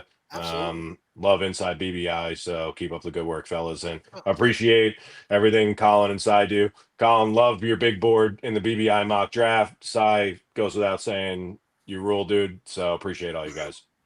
Yeah, nice to meet you, Dave. I don't believe we've ever come across each other. Yeah, we haven't, right? Whatever. So nice to meet you. We are right now on the draft off season. I believe it ends on Friday. And we'll be starting in on 2026, like I say, and already getting excited about that draft. I'm getting old at this game here, and every year I say to myself, I'll know it's time to quit when I'm not looking forward to the next draft. And there I was last weekend. Geez, now what's coming up in 2026? And is this position whatever? And is that where are the Giants going to go? So we're going to give it a 29th year here and see how it goes. but we'll be starting in the next 2 or 3 weeks with profiles of the positions for 2026 and some of the top schools, and just carry on through the summer. And of course, once we get into the fall, we'll be going full out on college games and all that sort of stuff. But and we're at the gbnreport.com. I'm guessing most guys knows where we are now, but come in and check us over. Hit some ads, please. We're trying to make ends meet here too, and we'll have some fun this year. Nice. Yeah, I mean, hey, Colin, you when I first started to really get into this stuff, that was one of the key sites I always go to, because this is clear, objective information. It's your own thoughts. I'm always appreciative and respect people that come up with their own thoughts and don't parrot others. And I've always gotten that feel from you. And that's why I respect you a lot. And hey, I mean, 29 years, man, with every year that we do this, we should get smarter than the previous. So you are by definition the smartest person here. So, I'm going to throw something back. I'm going to interrupt you, Dave. You know, it's kind of Dave and I worked together for a year, and I've had a couple of guys work for me in the past, or work with me, and went on to work in the National Football League, and they're still there. They're scouts and stuff like that. And I can honestly say that Dave is as good or even better than those guys were. And I view him as one of the guys who's the best at doing the analysis and scouting players outside the National Football League. And, you know, I'd like you to find a job there. It'd be nice. It's hard to do. But as I say, I've had guys that went on to the National Football League, and Dave is better than they were. So you keep up your good work too.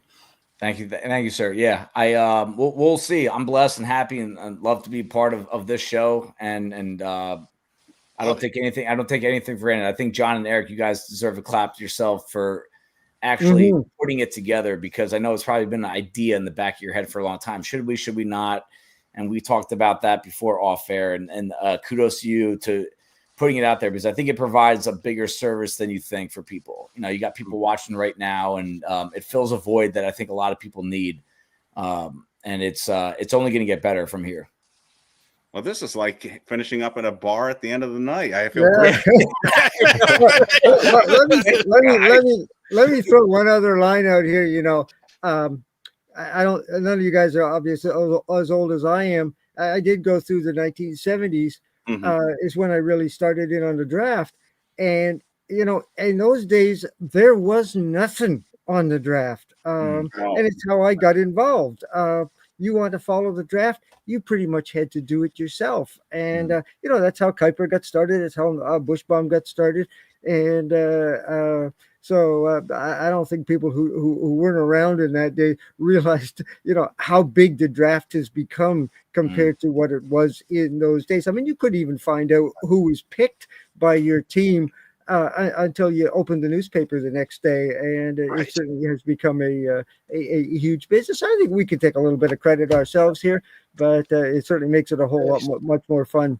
Yeah, but Joel Bushbaum was a legend. I mean, that dude. For those who don't remember him or are too young to remember him, that guy made the ultimate. I still remember that the NFL teams they eventually started admitting they were reading his stuff. It was so good. Because if you read it, you knew all the off-the-field issues, too. That was way before it became standard practice to tell, well, you know, I think, Cy, you mentioned the running back the Cowboys drafted had some issues. That kind of stuff didn't used to get put out in the 70s and 80s and stuff like that, and except for by Joel. And he did it tactfully. He didn't do it sort of, you know, but his stuff was great. I don't even know how he found it. There's a wonderful article that was written about him on how his apartment used to be stacked with newspapers and how he got all this information. This is pre-internet, so I don't even know how he did that. Yeah, I got a cute little story on Joel. I met him at one of the drafts I went to, and he was just a very, very nice guy. He had obviously some kind of physical disability if you did get to meet him, but it was kind of cute. I was eating. I was at the draft and was in the dining room eating, and he came in and somebody told him I was there and I was Canadian, and he's a big hockey fan. So we sat there for 40 minutes, and he asked me about hockey for 40 minutes, which was kind of strange. It was a strange juxtaposition that he's a kid from a guy from Brooklyn, who was a Toronto Maple Leaf fan, and I'm a guy from Ottawa, Canada, was a Chicago Blackhawk fan. So we had this 35, 40-minute chat about hockey in the middle of the draft. It was kind of surreal. That's awesome.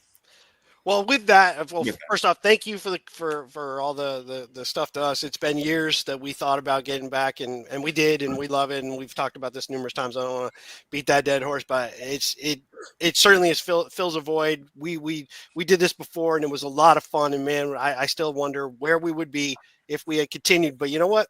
I kind of like the way it is right now too. You guys made the draft piece great. We had a lot of good feedback with everybody's visits individually, popping in during the draft. Whether it's in chat, whether you came on the cam side, it's been great. We're gonna do more stuff. So we'll end that there. Thanking you guys for your time. Next, I don't know. We might have another video this week. We will be on live when the Giants schedule is announced next week. So that'll be interesting because I know how much you guys are fretting strength of schedule. Don't worry about it. It's okay. Get your blankie. I need my blankie. We're going to be all right. So with that, like, subscribe, and all that stuff. Appreciate it. And we are out of here.